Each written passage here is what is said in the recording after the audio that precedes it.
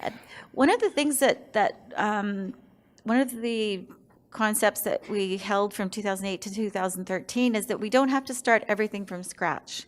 That there are a lot of professional associations and other agencies that have expertise that will support the kinds of capacity building that we want to do in our communities. And so rather than reinvent the wheel, they went knocking on doors and said, hey, you guys know an awful lot about records and information management.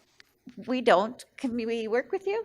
And then we go up to the Institute for Public Administration of Canada, same thing. You guys know a lot about policy. Hey, we'd really like to have some of that knowledge, please. And then we've also reached out to the Local Government Management Association, who support the training of people who are working in local governments. I keep saying municipalities, but local governments is the better language. And so we were able to sign memorandums of understanding with some of these agencies and organizations, and we were able to do some joint initiatives. And so what we wanted to do this morning was showcase some of our partners so that you can see what kinds of services they provide and how can you access them. And so we've got 3 of our partners. We also signed an MOU with the Ministry at the time of Aboriginal Relations and Reconciliation and the BC Public Service Agency. And so this afternoon we'll hear from the Ministry of Indigenous Relations and Reconciliation, they're now called. But we're very excited. So we want to show, and then hopefully these also will generate ideas that you will put in your workbook that you will hand in at the end of the conference. So first we have Deirdre Bradshaw from ARMA Canada, and that's the Association of Records Managers. Managers and administrators. Records managers and administrators. I always get it wrong. I get the acronym right, but I don't get the letters right. Yeah. Deirdre has worked at many levels of the City of Vancouver in the field of records management over her 38 years of service, having recently retired. I see that you retire much like people in our communities retire, which is you kind of say you're retired, but then you got more. Then you get more work. That's right. She started out in the print shop, moved on to microfilming, then ran a records center, then became a records analyst, then a records administrator. It was an aptitude she learned she had when she started doing it. She's also been a member of ARMA for 17 years and been on the board in various positions that entire time. She's currently the membership director of the Vancouver chapter and will be speaking about the local chapter and the benefits of being a member. And I just want a small anecdote. It's so funny that when it says in here about your aptitude for records, when we first brought participants to your Kelowna conference in 2010, I think it was like people from the Manoff Treaty Group, where they were going into their effective date, or they had just gone through their effective date. And it was like the people from our communities who are responsible for records had found their people. And they were so excited to meet other people who are good at those jobs. But it was really funny because this young man came up to me and just said, I have found my people. This is what I want to do. And I have so much to learn. We'd like to just turn it over to Deirdre. Thank you, Krista. Is this on? Is it on? Okay. Hello, can you hear me? Okay. Yes, I'm here to tell you a little bit about ARMA Vancouver and some of the benefits. We also, I'll just carry on with that anyway. Remind me to click. There we go. Ooh, is that going to work? There we go. Okay. Yeah, the ARMA Vancouver chapter represents and serves records and information management professionals throughout the mainland of British Columbia, and we also serve the Yukon. So we have many members up in the Yukon. Some work for their local government, some work for the government of Yukon. So we are spread out. We try and offer services to them remotely. We even had a First Nations conference up there last year in April to serve those members up in the Yukon. So we're trying to spread ourselves around the province like we should, but we're getting better at it.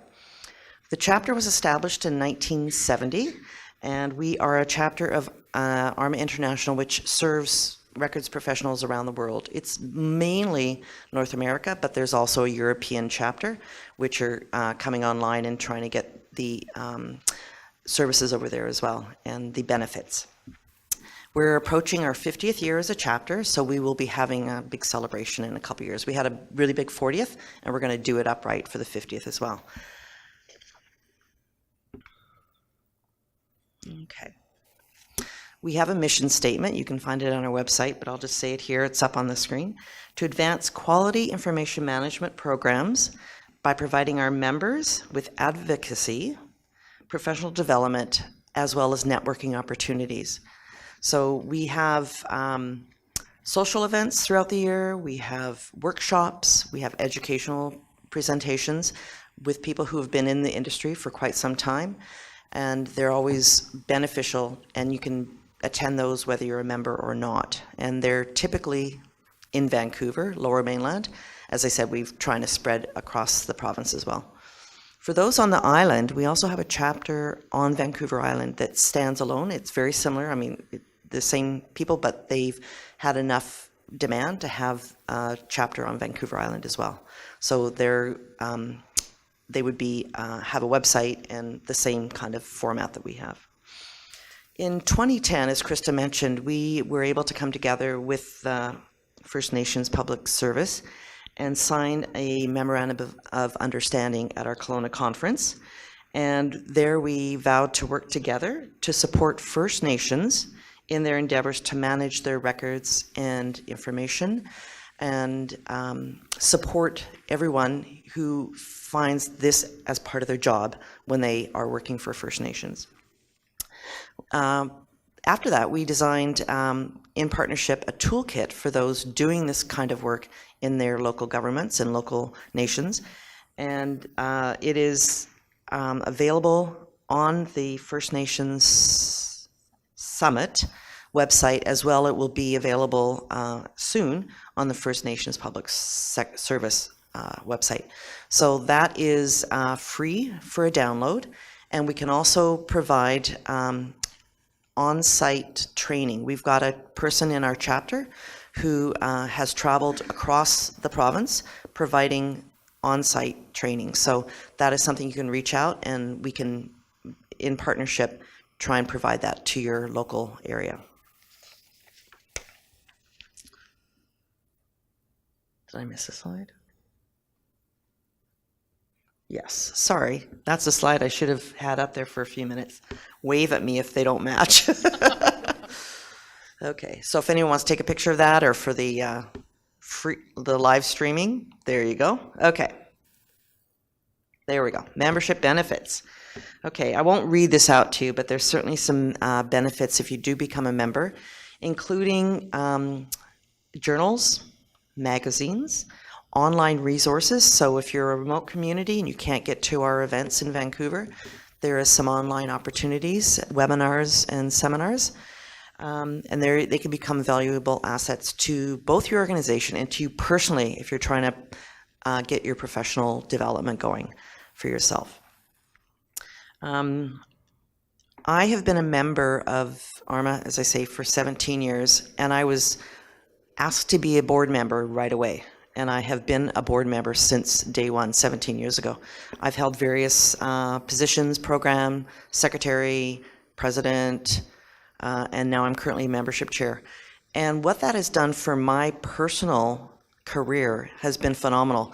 I would have never been able to speak publicly in front of people unless I took this role on. It's all volunteer. And I've learned some great skills. I'm an asset to other boards. So if you have the desire to volunteer and to, enhance your own career, I suggest getting on any of these boards as a volunteer, and you'll see great benefits for your own personal career. So that's just a plug for either getting involved, becoming a member, networking, those kinds of things. It can only enhance your career. We have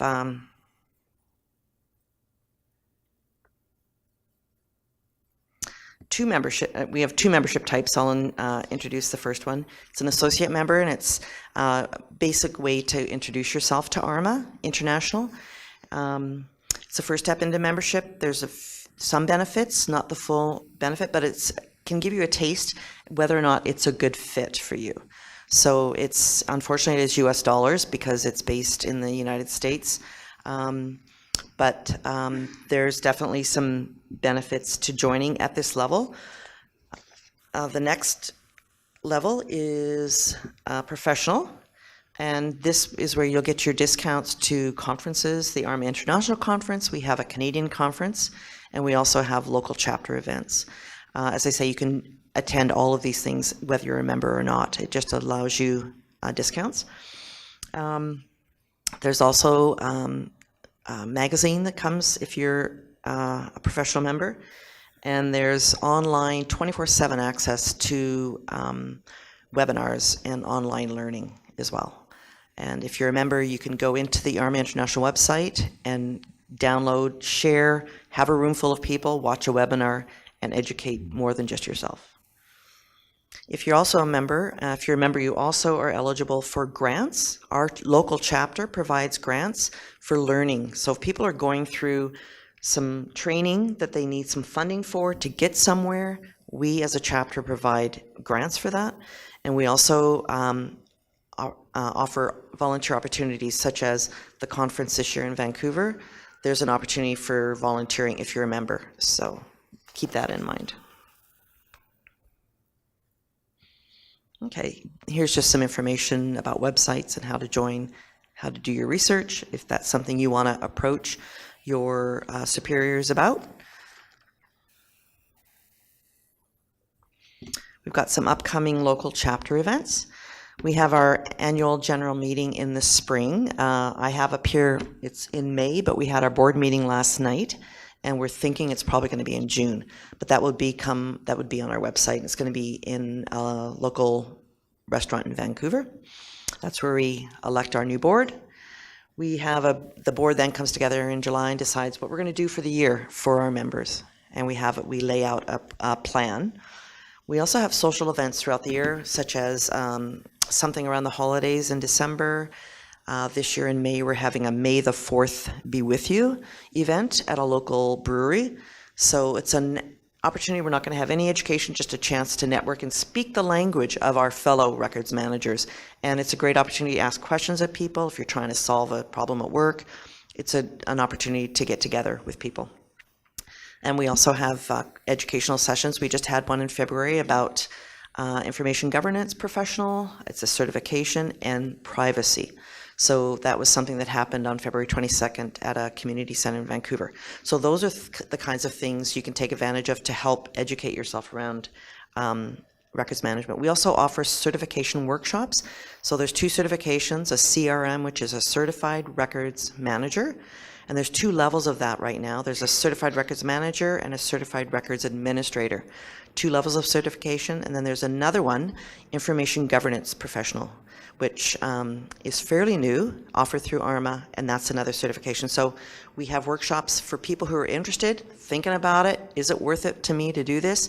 We have workshops that people can come and explore that idea.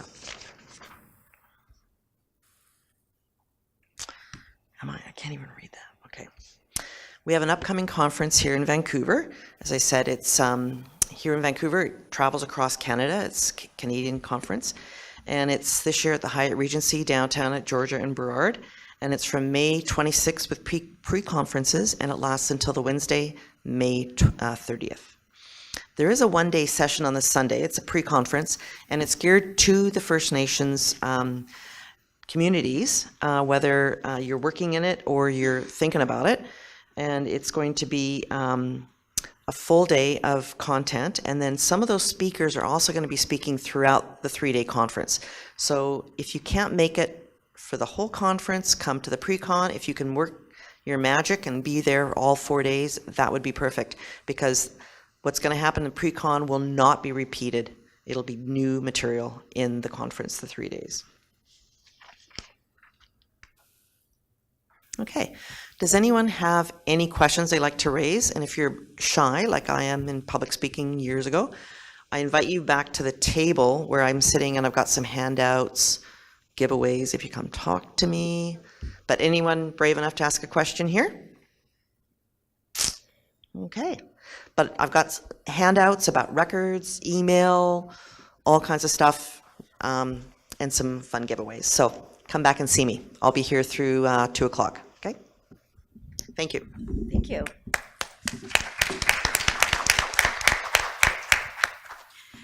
And, excuse me, if you think of things while the other speakers are speaking as well, we'll have a few minutes at the end of the panel for people to ask questions.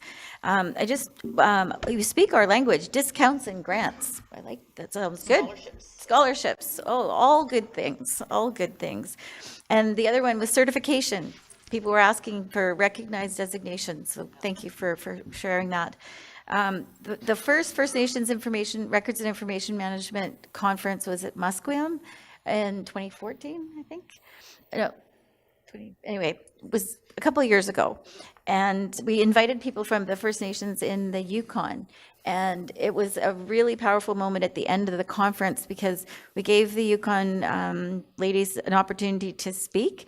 And the woman was in tears. She said, I'm so happy to be here with other First Nations communities who are experiencing the same challenges and that we can work towards common solutions. And I know that they're members of ARMA and they continue to move forward, but encourage people to go to the May 26th, is it a Sunday? It's the Sunday. That's the Sunday. 27th is the pre-con.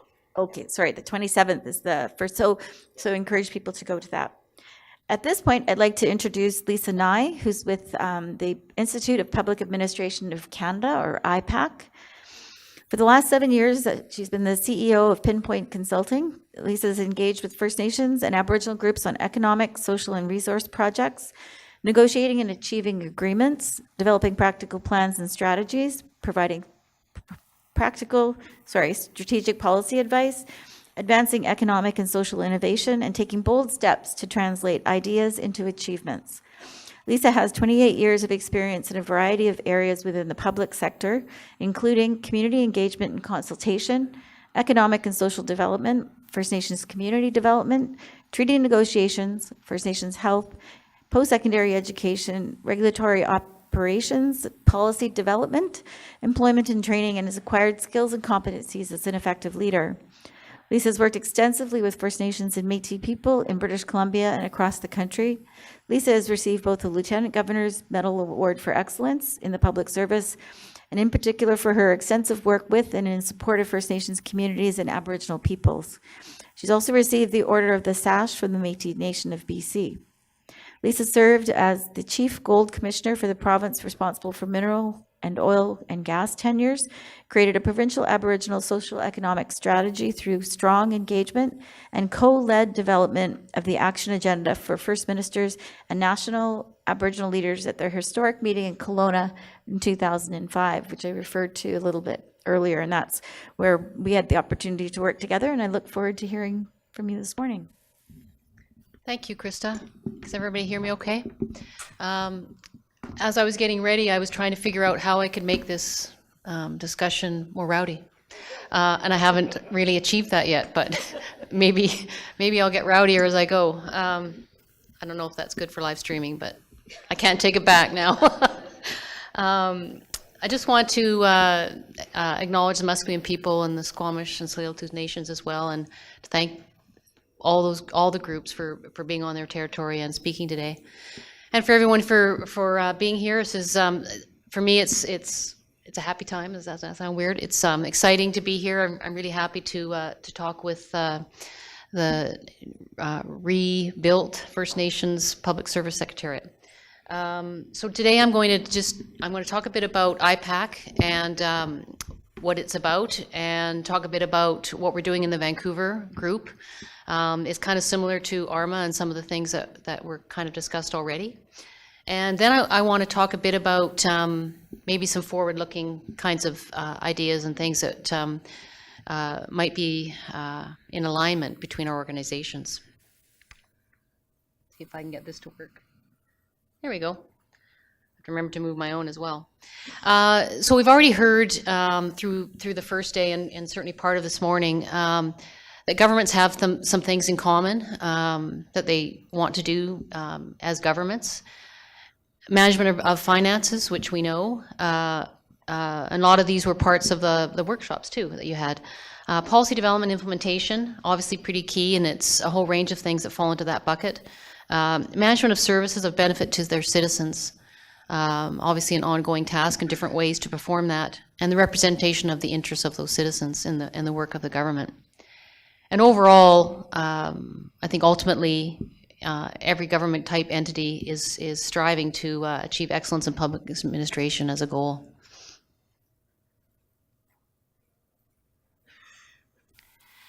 So earlier, and I don't have the date of the actual MOU. It's dateless, which is awesome because it kind of means it lives forever. But as Krista mentioned, the Institute of Public Administration of Canada signed an MOU with the First Nations Public Service Secretariat.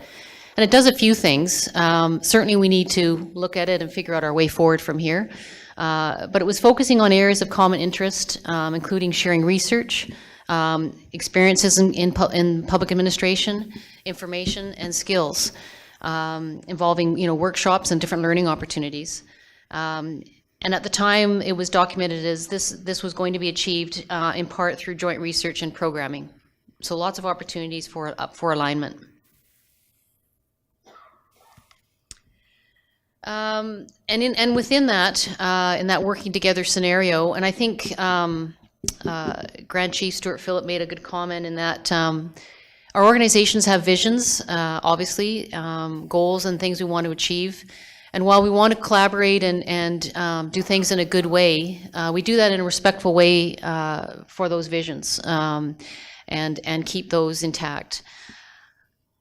But some of the areas of shared activities under this partnership or collaboration include, and I've mentioned it already, but IPAC National has quite a strong research arm, and so they most of it's online now, but publicize different kinds of research on public sector issues, challenges, trends is recurring.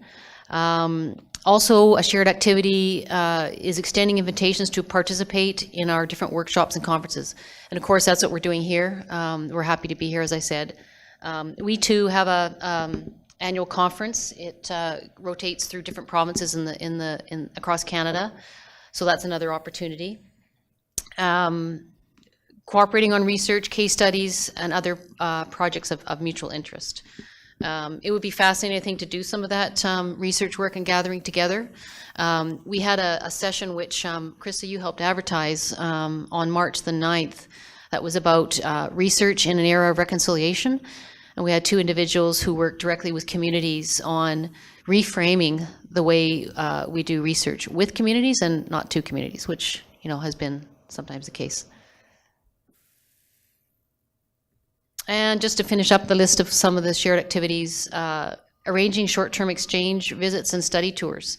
So what can we do with our members and such that have different kinds of work experiences? And inviting and sponsoring speakers and academics so that we can do that cross-learning while again respecting our own visions, etc.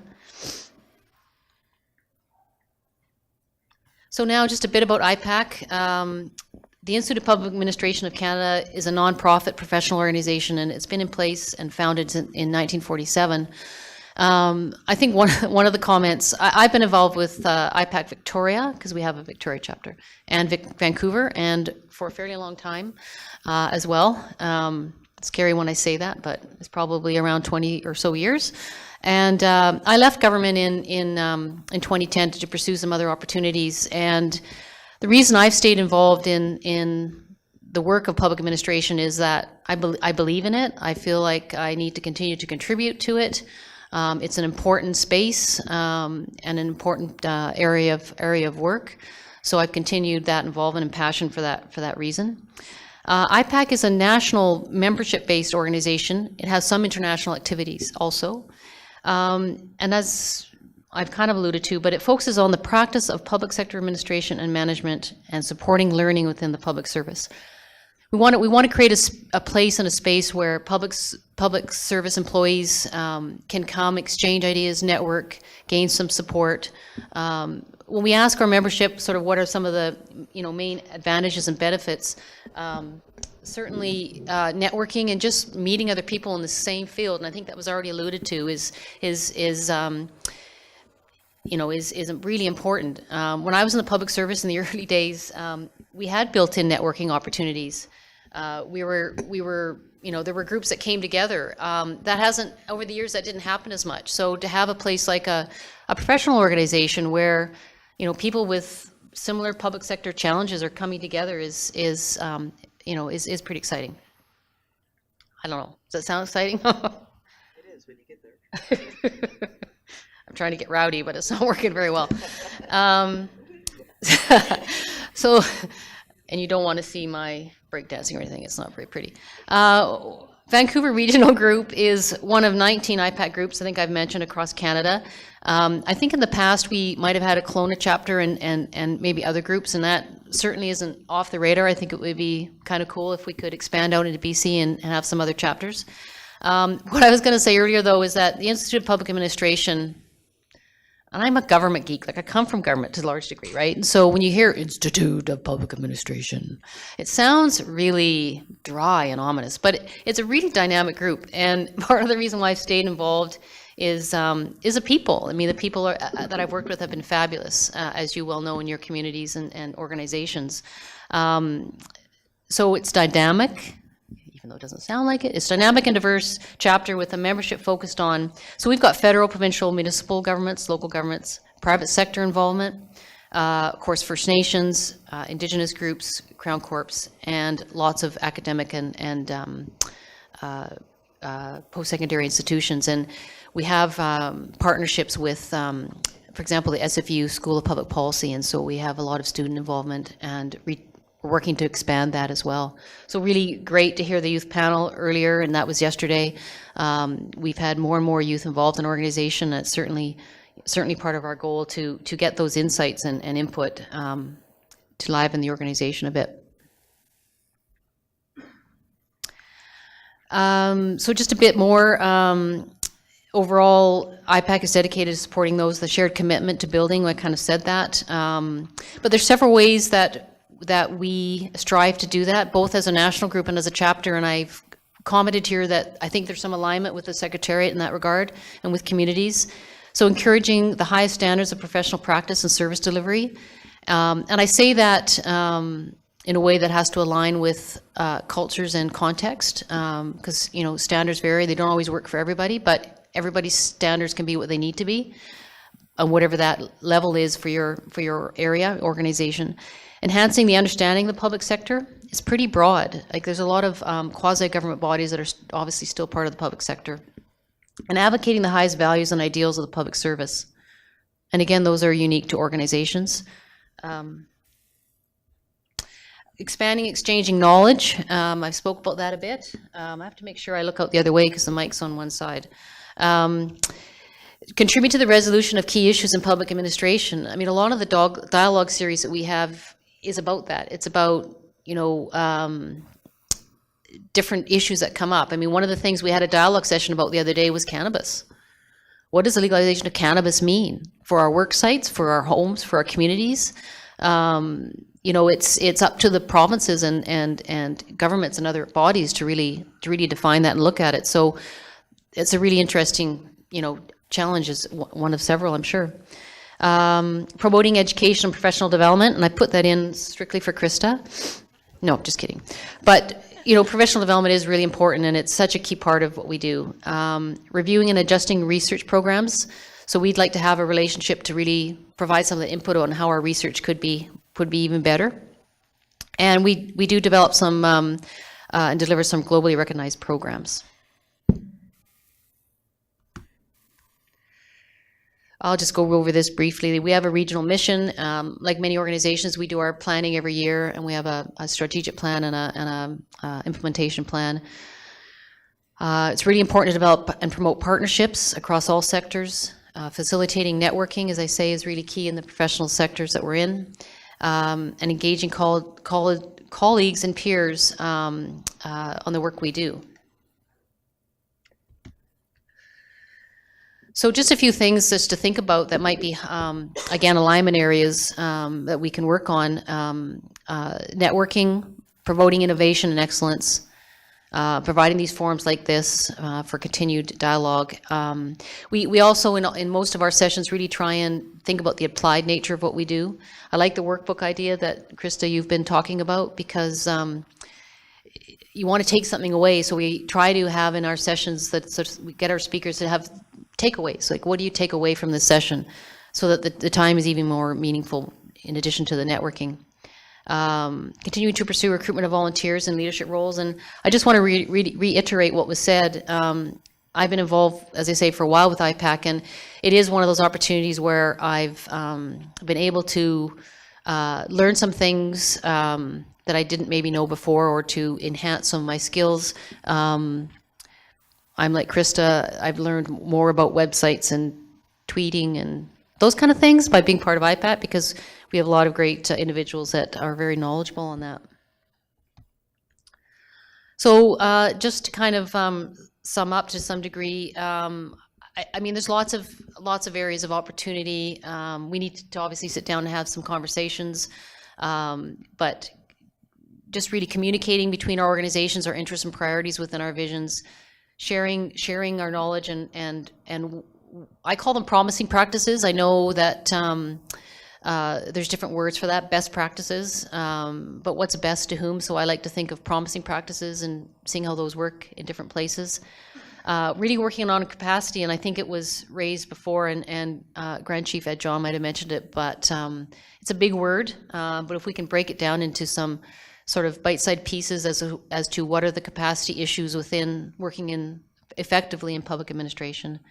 And then just agreeing on some shared and collaborative activities, and I'm big on sort of first steps and incremental steps, figure out something to do together and assess how that went, readjust our path as we go, and figure out what that journey might be, and then continue to engage on priorities as we see them as potential.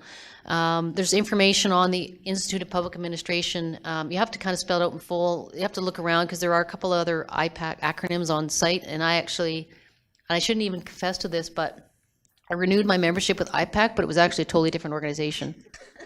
What is with that? How can, anyway, so I kept getting all these emails about these, health events, because it has another meeting. Anyway, I shouldn't really share that, but because Timothy and others probably would never do something like that. Anyway, I just want to thank everybody, and happy to answer questions.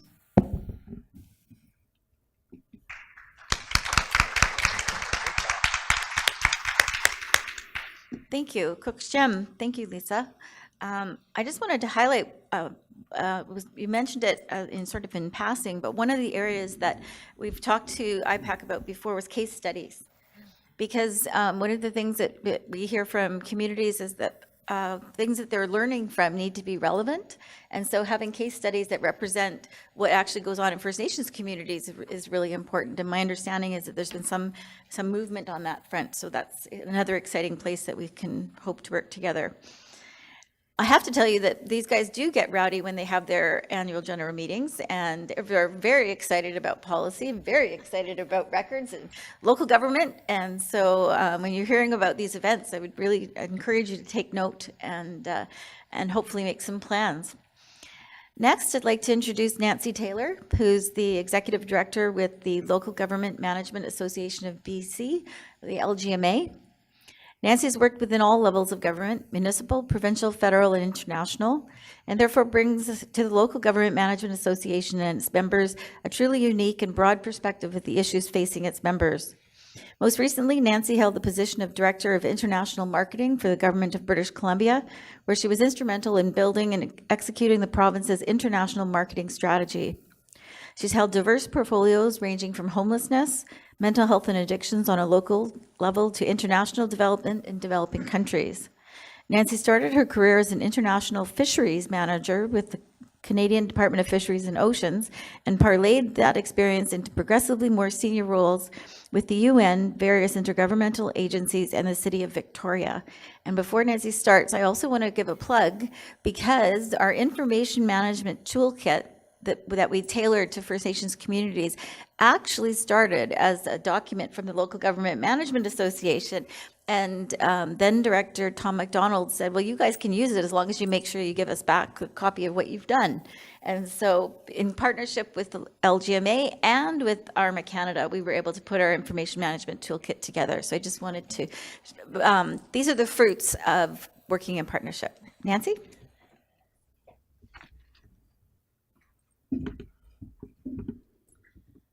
Well, thank you so much, Krista, and thank you to all of you for the invitation to join you at this learning event.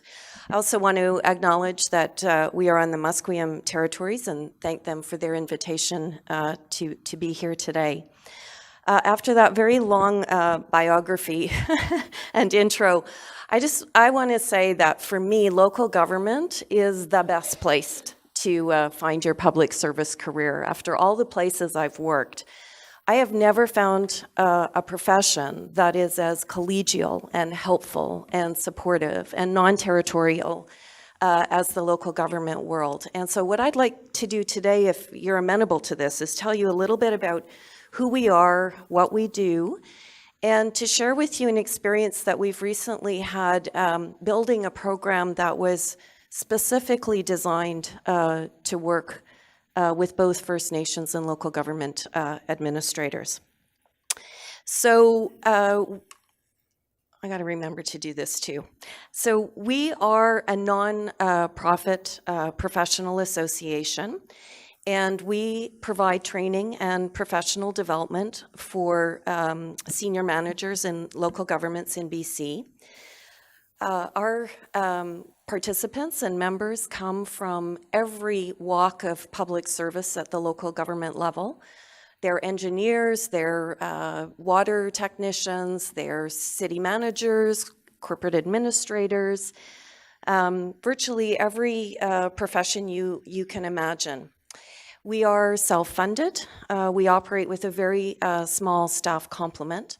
And I would like to just introduce my colleague and friend, Elizabeth Brennan. She's one of our two program managers who has done quite a bit of work in helping to build and develop some of our most challenging programs, including the one that we have built with a First Nations centric context. The vast majority of the work and the programs that we do are built with our members and our local government colleagues. So we work on what we call a collaborative voluntary model. And it is peers who build programming for peers and peers who deliver the programming for their peers. And like both IPAC and ARMA, we're really focused on bringing local government professionals together and providing them with good connecting and networking and professional opportunities to grow in their careers. Now, we were created by the Union of BC Municipalities, which is the elected officials of the province, back in 1919. So actually next year we're celebrating our 100th anniversary. And I think the reasons that we were created 100 years ago are probably pretty relevant today. And they may also be reflective of some of your own experiences. UBCM wanted a very competent and professional public service because they knew that they would need the technical and the policy advice in order to make good decisions on behalf of their communities. And so that really is the reason that we came into existence. Membership in LGMA is voluntary. You can still access many of our programs even if you're not a member. But we do have more than 950 members from virtually every local government, so that's a regional district and municipality in BC, and there are 190 of them. And again, I think our organizational structure is pretty standard for nonprofits. We have an elected board, and we also have regional chapters around the province, 6 of them that mirror a lot of what you would see in a UBCM area association, if you're familiar with those as well. So our primary purpose is really to promote excellence in local government, management, and leadership. And we're really focused on highly practical learning. We really want to ensure that folks understand the legislative framework under which they have to give guidance to their elected officials, and to stay up to date on technical trends, technological requirements, and other of the many complex changes that I know all of you are experiencing in your worlds as well. So we really exist to help local government managers improve their skills, network to make the right connections in order to improve their knowledge, expand their access to those promising practices, and advance in their careers. We offer a lot of different professional programs and training, and so I won't go into a lot of detail, but I'm very happy to speak with anybody if you have questions about the work that we do and how we go about it. So last year we ran 23 programs around the province, and we trained over 1,500 local government staff and First Nations staff as well. So you don't have to be a member to access our training, and we've been very, very fortunate to have had a number of First Nations participants in our programs. And for us, that's where there's deep two-way learning. For us, it gives the opportunity to expose local government staff to your leadership ways of learning and some of the public administration, both challenges and solutions that you're coming up with. We have what we call signature programs. These are in-person programs. We offer them annually, and they're really intended to provide opportunities to explore the legislative policy, technological, and other emerging trends in local government. We offer annual opportunities for local government staff to actually meet with their counterparts. Again, that's a person to person, because there's a lot of peer mentoring and peer networking that takes place when you have the opportunity to meet in person. So for chief administrative officers, for administrative professionals, and for corporate officers, we offer two-day programming every year. And this is really the place, again, where they get to talk very frankly with their colleagues about the things that are keeping them up at night, sharing experiences and learning from one another, and most importantly, supporting one another, because these jobs, as I know you all appreciate, are extremely lonely at times. I want to just tell you a little bit about our Municipal Administration Training Institute, because this is actually a brand and something that we're extremely well known for. These are MADIs. They are 5-day intensive training residential programs. We run them around the province, and they're really, again, designed by peers and delivered by peer faculty. They strive to provide opportunities for folks to learn and practice both technical, but more importantly, leadership and management competencies. And they ladder into certifications that are offered by the Board of Examiners here in British Columbia. So we have a statutory approving officer or subdivision approving officer, Maddie, and we've had a number of land managers from First Nations participate in that program. We have an introduction to local government called Maddie Foundations, and again, we've had a number of First Nations participants in that program. And then we partner with Capilano University, and we deliver 5 additional Maddies, leadership, communications, managing people, the successful CAO or Chief Administrative Officer, and community planning. So again, I think what's been enriching for us is to benefit from First Nations participants in all of these programs. And again, it was particularly enlightening for us to have First Nations that are statutory approving officers. And I'll tell you a little bit about why in a moment. We do offer both online and in-person training for technical skills, and you can see that, you know, they're fairly broad range of examples. And the other thing, as Krista mentioned, we prepare resource manuals for local government staff in a number of highly technical areas. And I want to give a shout out to Sandra Duncan, because I understand she was here yesterday, and I'm sorry that I missed her, but Sandra was actually in our volunteer committee to help build and revamp the records management manual. And she was the one that's really taken that leadership role and brought it into the First Nations information management and records management. And I know she's been a very active member of ARMA as well. I won't say too much other than the fact is that we're extremely honored to have a longstanding partnership with the First Nations Public Service Secretariat and the First Nations Summit. We renewed our commitment to a Memorandum of Understanding and collaboration back in 2016, and there you see a picture of Krista. Oops. Yes, Krista and Howard Grant and our president at the time, Kelly Ridley. And for us, I think the disruption in the First Nations public service in terms of its funding and the momentum it had gained was really troubling for us. So we're really engaged in looking for active opportunities to partner and support capacity building and professional development and help with the learning goals of BC First Nations. And so for us to have been invited to participate in this event was really, really important because it gives us an opportunity to hear what are some of the needs. And while our programs are not necessarily the right ones for you, we're happy to share our knowledge and give you some of the tips and strategies that we've used to be able to run programs for as long as we have, and happily share any of our models and our tools. I do want to just share with you a little bit about some of our own work around First Nations engagement. The LGMA has a strategic priority to engage with First Nations, to encourage local governments around BC to engage with First Nations. And our board of directors has made a very specific commitment to support the recommendations of the Truth and Reconciliation Commission, particularly as they relate to local governments.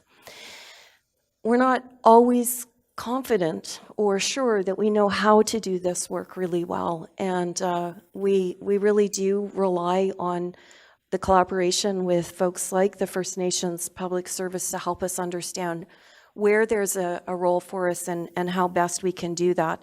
So we do have First Nations members of LGMA, and again, they participate in a number of our training opportunities. We've also had the opportunity to work with a number of First Nations leaders. And so the slide you see, I hope, is a picture of Darlene Morgan, who is the Chief Administrative Officer of the Gitdamliks First Nation in Nisga'a Territory. She's actually sent 28 of her senior staff to LGMA training over the years. She often comes with them because she says she learns something every time she comes. And I think she advocates for the training because she thinks that there are models and practices from local government that are transferable or could be helpful for both treaty and non-treaty, both governance, leadership, and management practices. And Darlene is actually faculty in 2 of our MADI programs. So it's an amazing, again, 2-way relationship. She comes to learn, but then she brings that learning back to us, and we're very grateful for it. We've also had a number of opportunities to engage some folks to help with some cultural awareness and working with Indigenous peoples. So we've engaged Bob Joseph and the Raven Institute and had wonderful role models like Roberta Jameson speak to our members to help us understand where those roles may exist for us in First Nations engagement. I'd like to just spend a few minutes, if you'll indulge me, telling you about one of our newest endeavors. And again, as I said, we were looking for ways to visibly role model what reconciliation looks like. And we, as you can tell, have developed lots and lots of programs for local government staff. But what we wanted to do was actually build a program that was First Nations local government centric. We wanted to build a program that would bring First Nations administrators and local government administrators together and to design and deliver it in a way that would bring meaning for both sets of governments. And, we really didn't have a clear sense of where we were going to start. And I just want to say how grateful we are to Krista, because Krista Williams and Marcia Dawson, who was then the band administrator at the Comox First Nations, were really, really critical in our ability to get some ideas and to build and structure something that would anchor what ultimately was intended to be an opportunity to create a safe space for collaboration, for relationship building, and to create better understanding between First Nations administrators and local government administrators. Where we landed, and I have to also credit Krista as well as two elected First Nations representatives, Wilfred Coots and John Jacks. They are First Nations elected officials who sit on the Alberni Clayoquot Regional District Board. And we kept thinking about where are the places where our two communities need to have more understanding of the way in which we work in order to be able to create a place where we can build and collaborate better. And where we landed was that in both of our communities, the notion of land and land use and land development were extremely important. But both of us had very, very different ways of approaching land management. So for local governments, it's a highly prescriptive process. And of course, for all of you, it's a much more organic, community-based process, determining how you use your land and how you choose to develop it. And yet, if we're going to work on economic development and other really important cross-jurisdictional opportunities as local governments and First Nations, we needed to know more about how this work could be undertaken. So what we did is we ran our first program as a pilot on local government and First Nations understanding and sharing of land use frameworks. We were in Campbell River last November. And it was a really, really interesting and amazing experience. We focused on discussions about land use approaches and best practices with the aim of gaining appreciation and understanding of the historical context and the regulatory frameworks, as well as the different planning tools between local governments and First Nations. We used case studies of good local government and First Nations collaboration. And all of this was built by an advisory group that included First Nations advisors and local government staff. I think we created what we had hoped, which was a safe environment, because participants reported that they did develop an appreciation and better understanding of the history and challenges faced by Indigenous peoples in First Nation communities and their relationship to the land and land development. We also heard that participants did feel safe and supported to engage in respectful discussions of very complex and challenging issues.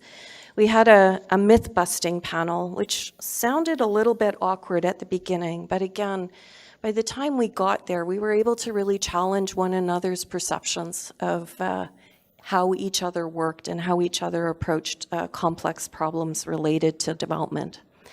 And most importantly, I think participants at the end expressed optimism about moving forward on relationship building with their counterparts, far beyond just what had happened in the workshop itself. And I want to really give some credit as well to Jessie Hemphill. That's who you see in that photo. Jessie also was very helpful to us in trying to structure the curriculum. Jessie is, she Nichalnuth? I'm sorry, I think she's Nichalnuth. She's also a community land manager, and she's completing her master's in planning. And she was an elected official for the town of Port Hardy. So she had a really wonderful mix of experiences, and she's a fantastic facilitator. And she really was able to lead us through some of these quite difficult conversations between First Nations administrators and band managers and land use managers and staff from First Nations, including chief administrative officers. We had 48 participants, 9 of them were from First Nations. And so if we were to think about a couple of the takeaways that we would really like to improve upon as we move into another phase, I think it is around making sure that we're doing everything we can to, again, build the program on a peer-to-peer basis, ensuring that we have First Nation partners who can also help reach out to the First Nations who we'd like to invite and support to participate in our training. And again, I think the ability to really solidify relations happens only when you get that right magic of the right case studies and the right kinds of conversations and facilitation. And we're excited to try it again somewhere else in the province. Might not be on for land use, it might be on something else, we're not sure. But we're looking to engage some First Nations partners to help us with another phase. So I just want to end by echoing a number of the messages from Krista and from Lisa and Deirdre as well. Clearly you can see, I hope, that nothing we do is in isolation. We totally need the partnerships around the profession of public administration to help us get our work done and to deliver excellence in public service management. And so we really welcome opportunities from today and beyond today as well. If you have ideas and things that you need or ways that we can help support training to help you with the work that you do in your communities. So looking forward to questions, looking forward to any ways that we can share or help in any of the work that you have underway. So thank you very much.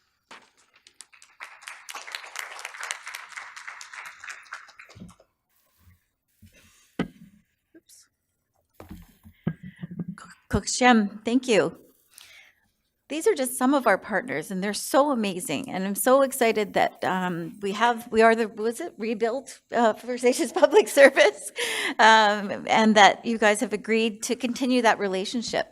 I think there's such a rich variety of training opportunities, and I reiterate that people are very excited about the work that they're involved in, and so it's contagious when you go to any of the conferences or training opportunities. In the previous iteration of the First Nations Public Service Secretariat, we were able to sponsor 50 participants in LGMA webinars, and part of the tax on that was people had to send in evaluations, and all of the evaluations were extremely positive. And these guys have it down to a fine art in terms of no more than an hour and a half, lots of information, interesting, engaging, and they just do such a wonderful, wonderful job. And so we look forward to carrying on in these kinds of relationships. And that's the kind of stuff we want to talk about from you this afternoon. If webinars are an effective way of communicating, or is it an effective delivery model? Which is why we wanted to test drive it, and then we're so happy with the results. At this point, we have some time for questions and answers, and we might have to steal one of the mics from up here. I'm looking at Selena. Yep, okay. So that you can speak into the mic, and remember that there are people who have been joining us on through the live streaming because they send us emails about various things, and so when it goes down, they send us emails to say, what happened? Yeah, can you get it back? So you guys have the benefit of being in the room to ask questions. Are there any questions? I'm looking at you. Yes. Oh, there we go.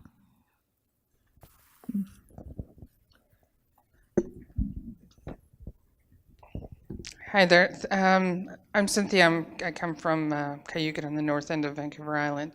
I really enjoyed all of your presentations and can really see how it'll fit in with our our nation. I do have a question. I'm really curious about the Mythbusters and a little bit more details on the Mythbusters and how that, what sorts of things were covered in that, because I think it's an important conversation between First Nation government and local government. Thanks, and I may ask Elizabeth to add on to. A lot of them were starting with some of the historical questions, and I'll just share one example that really struck home for me. There were a couple of questions around sort of, I want to say, communications differences, how we communicate between non-Indigenous and Indigenous peoples. And there was a question about, why do we have to hear the same stories or be told about the colonial impact? I mean, I'm paraphrasing, but that was kind of the fundamental question. And it was a really, really tough conversation, you can imagine. But it was so gracefully handled. And I think it was John Jack of Hawaiiat who started the conversation, and then a number of folks in the room who were also First Nations added on. And Jesse summed it up as the facilitator by saying something like, First Nations and Indigenous people want to know that you hear it in your heart and not just hear it, before they feel comfortable to carry on a deeper conversation about the things that are mutually important to you. And it was that hearing it in your heart. You could hear the penny drop in the room for a number of people who, you know, they've attended lots of training, they've been involved in negotiations, or, you know, worked in projects with First Nations and Indigenous leaders, and for them it was like, aha. So does that help to give you a little bit of an example of anything you want to?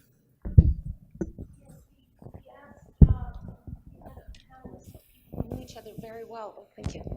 We had a panelist of 4 people, and part of it was because they had all worked together over the years. They also understood some of the myths that they had dealt with over the years, and so they came with some thoughts about questions. But we also asked the participants over the 2 days to either anonymously or ask the question in front of the group about something that might have been on their mind and that they wanted an answer to. And what we really were excited about is people ask questions that people might feel afraid to ask or uncomfortable, because the environment was so positive and supportive and respectful that people had an opportunity to ask a question that in any other context might seem offensive or ignorant. And I think people went away feeling, I have a better understanding, and then at our break they would continue on the conversations. And I think that's what, as Nancy said, people left feeling positive, excited that they were going to go back to their community and they were going to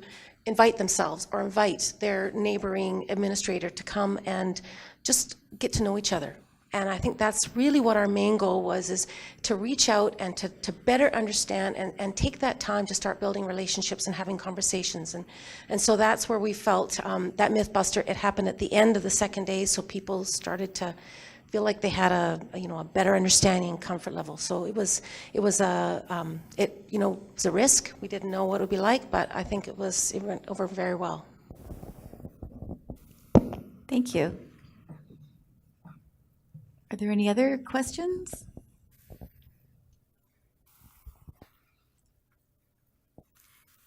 You guys are such a quiet crowd.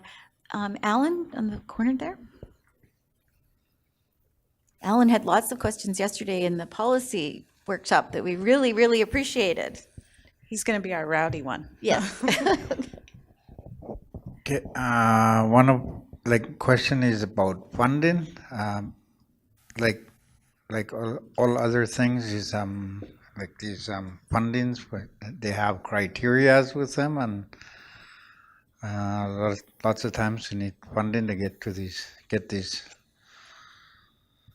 So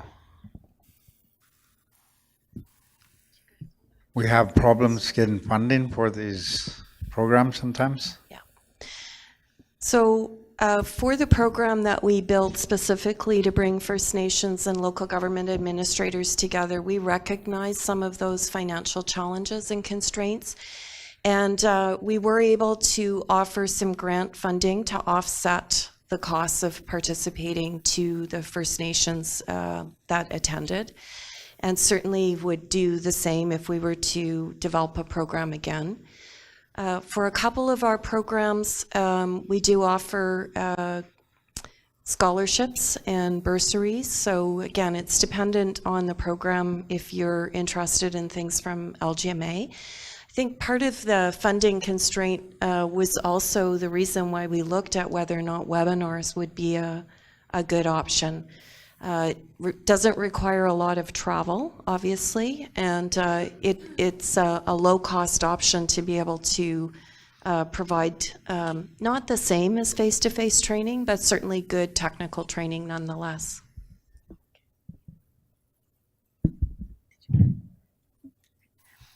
Would the grants, some of the grants that are offered through the ARMA chapters could be used for travel? Yeah, any way that's, sorry. If someone can identify a need for education and, apply, we don't get a lot of applications, right? So we have typically 2 $500 grants per year. And with our MOU with First Nations Public Service, we have some money set aside to promote this. So if someone can make a case, the board would examine that and then perhaps approve it. So. We had a follow-up question?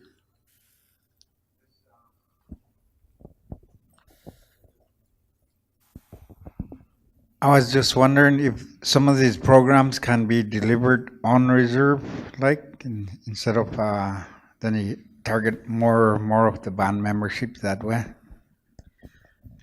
What I will say about the First Nations Toolkit for Records and Information Management is I believe that has been delivered on reserve by one of our facilitators. Sandy Bradley has traveled across BC and maybe even into the Yukon to offer this toolkit in person and in a workshop situation. So there is, I'm sure she would be funded either through the Secretariat, the Summit. ARMA could even step up and provide some funding around that. So, anyone else? Thank you. Good questions. Are there any other questions?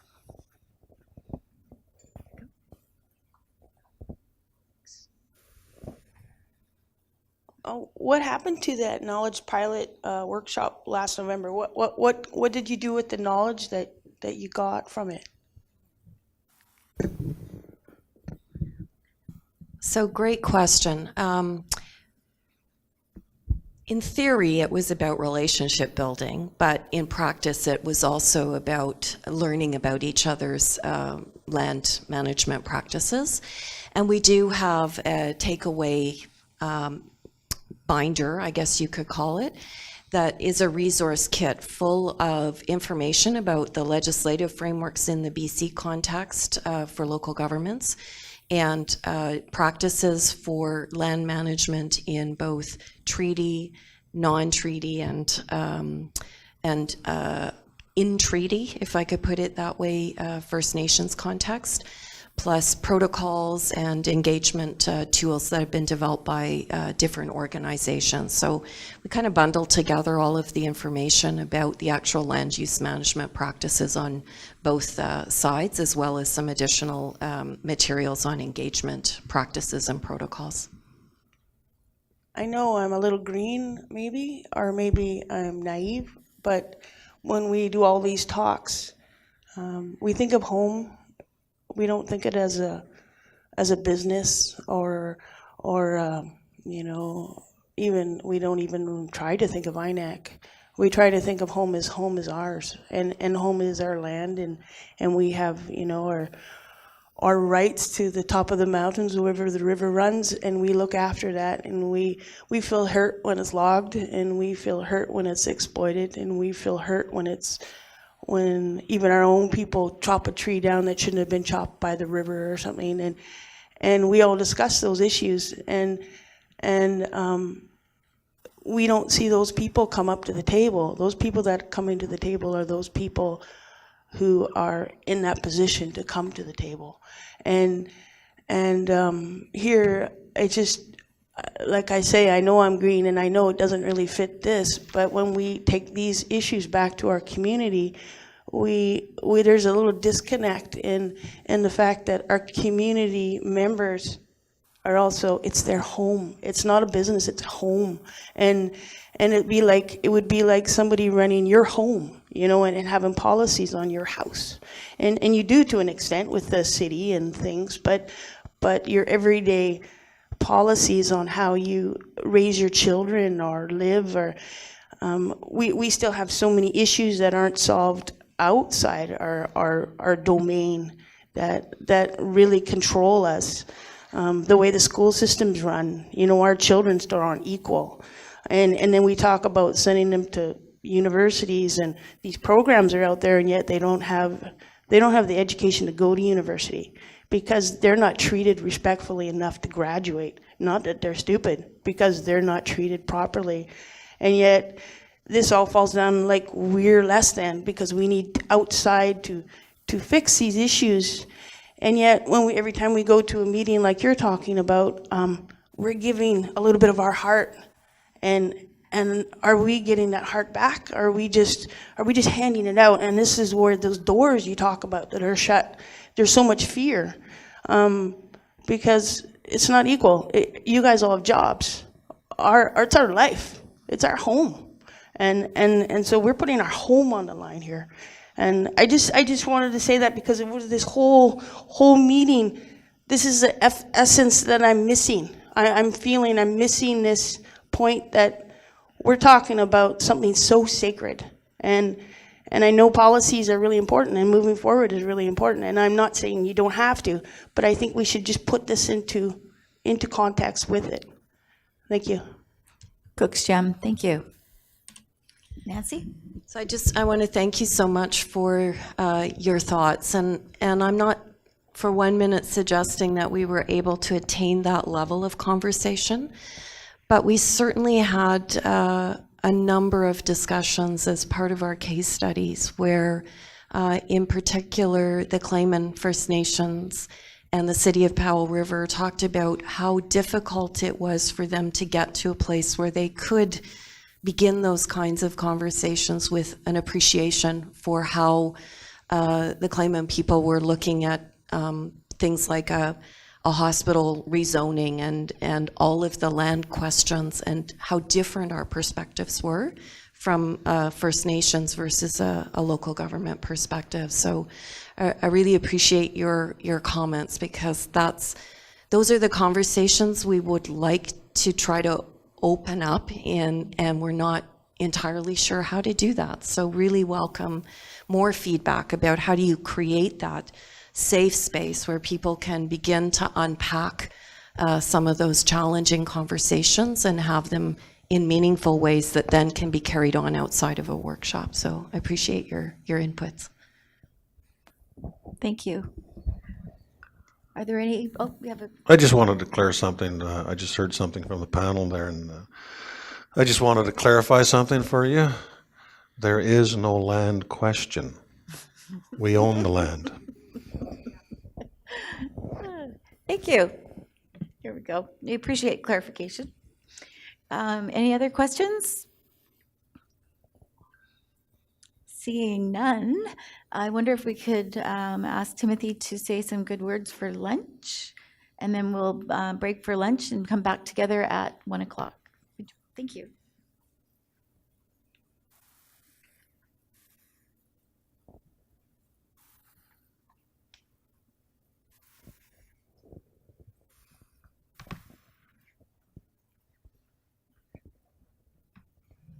I'll do a prayer here for the food for lunch here.